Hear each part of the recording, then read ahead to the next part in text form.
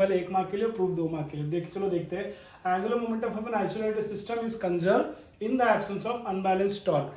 अगर किसी सिस्टम में उसका जो टॉर्क है वो एब्सेंट है, तो एब्सेंट अगर टॉर्क होगा तो उसका एंगुलर मोमेंटम क्या होगा, हमेशा कंजर्व होगा, मतलब एंगुलर मोमेंटम क्या होगा, कांस्टेंट होगा। इसका मतलब अगर हम स्टेटमेंट में ये प्रूफ कर दे कि जो टॉर्क है वो इसी rate of change of angular momentum के बराबर है, तो हम ये बोल सकते हैं कि टॉर्क जीरो होने की वजह से एंगुलर मोमेंटम भी क्या हो जाएगा, जीरो। और अगर ऐसा कर पाए तो हमारा स्टेटमेंट प्रूफ हो जाएगा। तो चलिए हम इसको देखते हैं। अब इसका हमें एंगुलर मोमेंटम हमने डिराइव किया था, ऑलरेडी पता है ना, जो कि क्या होता है, ये पोजीशन वेक्टर है r multiply by linear momentum, जो कि क्या होता है, मास इनटू वेलोसिटी। अब इसको अगर मैं डिफरेंशिएट कर दूं तो rate of change of angular momentum with time, तो डीएल बाई डी टी हो जाएगा। ये u है मैथमेटिकली, ये v है, तो इसमें यूवी रूल अप्लाई कर रहा हूँ। तो यूवी रूल क्या होता है, जो बायो स्टूडेंट हो देखो, u एज इट इज रहेगा इसमें, जो पहला वाला है, इनटू डेरिवेटिव ऑफ v जो सेकंड वाला है। फिर जो सेकंड वाला टर्म होता है वो आपका एज इट इज होता है, और डेरिवेटिव किसका आता है, पहले वाले का। मैं फिर रिपीट करता हूँ, ये u है, ये v है। जो पहले वाला एज इट इज रहेगा इनटू सेकंड वाले का डेरिवेटिव जो कि dp बाई dt है, प्लस सेकंड वाले का पहले वाले का डेरिवेटिव इनटू जो p है वो सेकंड वाला टर्म एज इट इज रहेगा। आई बात समझ में?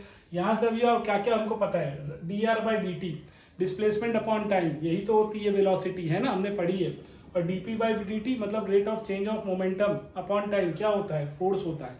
तो इक्वेशन 1 में हमने इक्वेशन 2 की दोनों वैल्यू सब्स्टिट्यूट कर दी, तो r क्रॉस ऐसे ही था, और dp बाई dt क्या आ गया, इससे f आ गया, dr बाई dt क्या आ गया, वेलोसिटी आ गई। और मोमेंटम को और हम क्या लिख सकते हैं, मास इनटू वेलोसिटी। हमने मास लिखा क्योंकि मोमेंटम से भी वेलोसिटी मिलेगा और dr बाई dt से भी वेलोसिटी मिलेगा, तो इसलिए वेलोसिटी क्रॉस वेलोसिटी।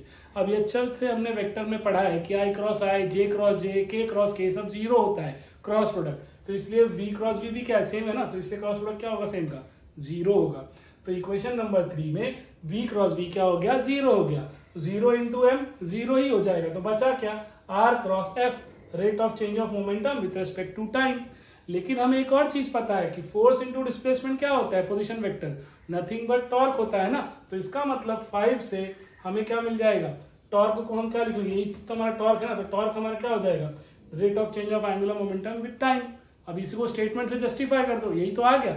अब स्टेटमेंट क्या कह रहा था, अगर एक्सटर्नल टॉर्क एब्सेंट है मतलब जीरो है, तो आपका मोमेंटम भी क्या हो जाएगा, कंजर्व। मतलब अगर मैं टॉर्क की वैल्यू जीरो लिख दूं तो इनडायरेक्टली मेरा डीएल बाई डी भी क्या हो जाएगा, जीरो।